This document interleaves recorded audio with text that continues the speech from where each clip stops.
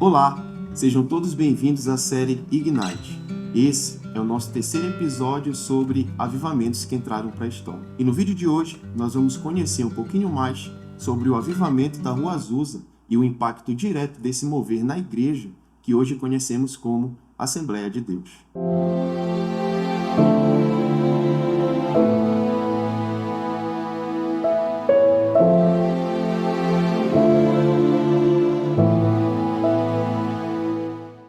O avivamento da Rua Azusa foi um movimento pentecostal significativo que ocorreu no início do século XX, centrado na missão da Rua Azusa, localizado em Los Angeles, Califórnia. Teve seu início por volta de 1906, em um contexto em que havia uma busca intensa e mais profunda pelo batismo com o Espírito Santo. Um de seus principais líderes associados deste avivamento da Rua Azusa foi William James Simon, um pastor afro-americano.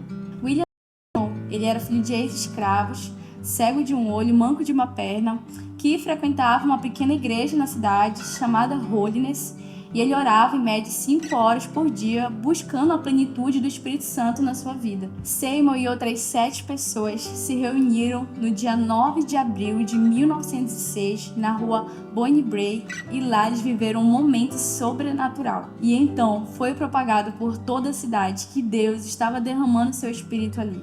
E os Estados Unidos viviam uma grande segregação racial, mas mesmo assim, pessoas brancas e pessoas de cor começaram a se juntar e todas foram cheias do Espírito Santo. Após essa noite, a casa na Rua Bonnie ficou lotada de pessoas buscando o batismo no Espírito Santo. E no dia 12 de abril, o próprio Seymour teve sua experiência pentecostal e recebeu o batismo. Conta-se que as pessoas passavam dias dentro da casa e muitas, quando entravam, caíam sob o poder de Deus. Milhares de homens e mulheres sedentos da graça divina oravam pela salvação dos pecadores e clamavam por um grande avivamento. A história conta que esse mover do Espírito foi tão tremendo que pessoas caíam no meio da rua sem nenhum tipo de provocação. A 2 ou 3 quarteirões de distância do prédio, o povo era tomado pelo Espírito Santo e tinham convicção de seus pecados.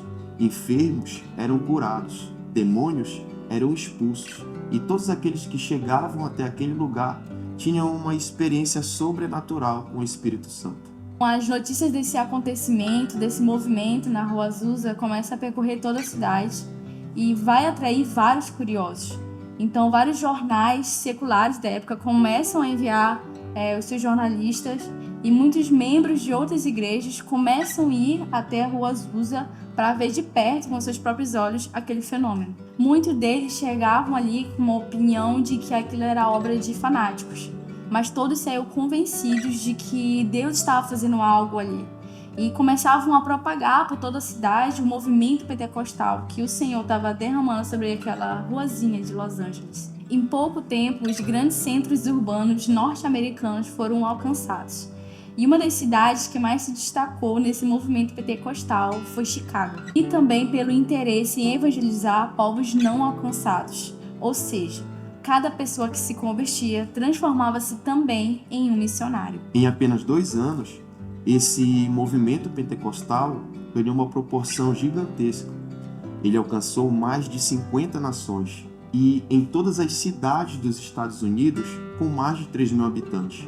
Pessoas curiosas eram atraídas até Chicago para conhecer um pouquinho mais sobre esse movimento pentecostal que acontecia naquele lugar. E entre essas milhares de pessoas que eram atraídas até Chicago para conhecer um pouquinho mais, tinha um jovem pastor batista de origem sueca, cujo nome era Gunnar Wingre.